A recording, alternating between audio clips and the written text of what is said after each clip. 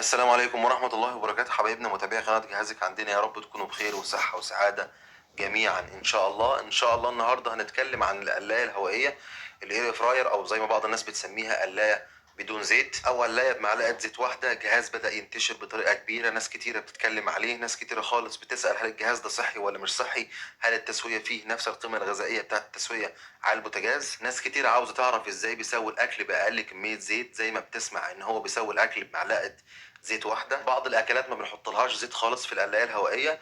الناس عاوزه تعرف ايه هو جهاز القلايه الهوائيه، او ايه هو الاير فراير. ان شاء الله باذن الله في الفيديو ده هنعرف كل حاجه عن الاير فراير او القلايه الهوائيه. يا ريت حضراتكم بس نشترك في القناه ونفعل زر الجرس على الكل عشان يوصلك مننا كل جديد، ولو عجبك الفيديو اضغط لايك.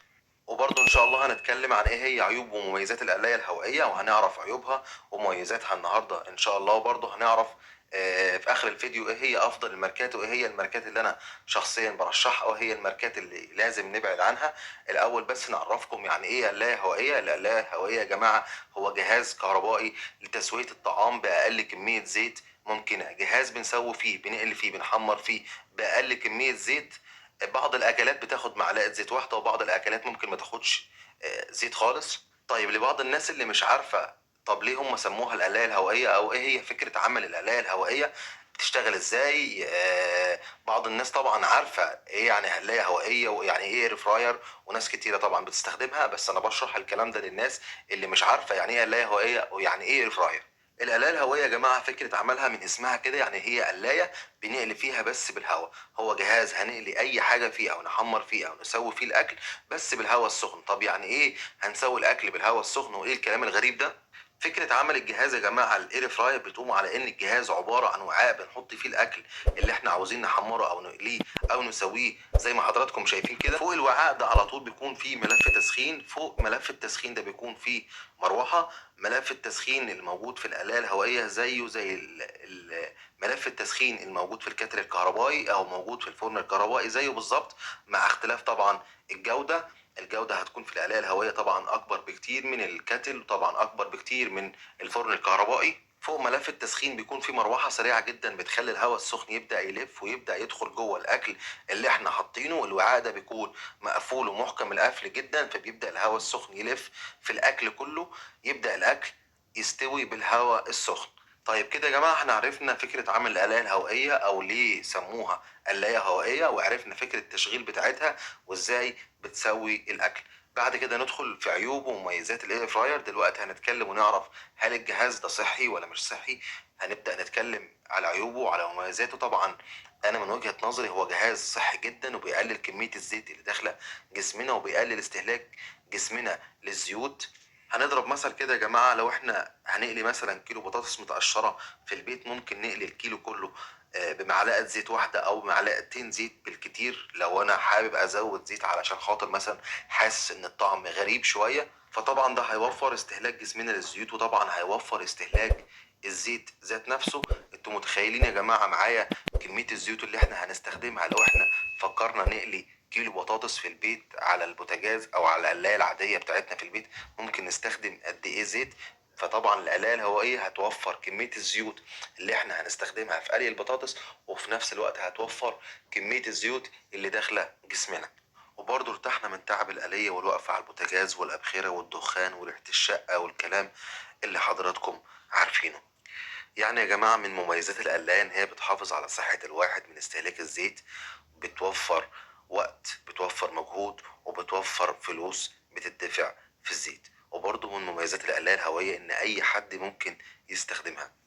سهلة جدا في الاستخدام، ما فيهاش أي حاجة صعبة، ما إلا بس يعني حاجة بسيطة جدا. ونقدر نقول برضو إن الاستخدام في حد ذاته ممكن يكون عيب وممكن يكون ميزة. يعني ميزة إن أي حد ممكن يستخدمه، وعيب في نفس الوقت إن ممكن طالما هو حاجة سهلة ممكن أستخدمه كتير. على طول قلي بطاطس، قلي أي حاجة، على طول بقيت مستعجل مش عايز أقف على البوتاجاز وكده. فبرضو سهولة الاستخدام برضو بتكون على قد ما هي ميزة برضو بتكون عيب. وبرضه من مميزات القلاية الهوائية إن أنا ممكن أستخدمها في فك الحاجة المتلجة، وفي نفس الوقت ممكن أستخدمها في التسخين. فهي بصراحة ليها أكتر من استخدام، يعني قلي وتحمير وتسوية وفك تلج وتسخين. بصراحة حاجة كويسة جدا كده احنا عرفنا ايه هي مميزات القلاية الهوائية. دلوقتي لازم نبقى عارفين عيوبها. وطبعا مفيش جهاز داخل البيت او اي جهاز كهربائي من غير عيوب. كل الاجهزة بيكون ليها عيوب ومميزات. اول عيب انا شايفه من وجهة نظري استهلاك الكهرباء. زي ما هي بتوفر زيت، لا هي بتستهلك كهرباء. فلا انت اللي هتوفره في الزيت هتستهلكه في الكهرباء. برضو من عيوب الآلية الهوائية زي ما قلنا قبل كده سهولة الاستخدام. طبعا سهولة الاستخدام هنبدأ نستخدم الآلية كتير وهنبدأ نستهلك كهرباء كتير وهنبدأ نتعود على الأكل المقلي. وطبعا الأكل المقلي بيكون فيه مشاكل على الصحة. وبرضه من عيوب جهاز القلاية الهوائية صعوبة التنظيف. الوعاء اللي بيتحط فيه الأكل بيكون فيه طبقة عازلة. الطبقة دي ممكن تتقشر بعد فترة. ممكن تسبب بعض المشاكل في الأكل. ممكن تبدأ المادة دي تطلع في الأكل. فمفيش جهاز من غير مميزات ومفيش جهاز من غير عيوب. لكن احنا عشان نتفادى موضوع زي موضوع الغسيل ده، يا ريت نغسلها بحرص شوية عشان خاطر بس ما تقشرش وكده.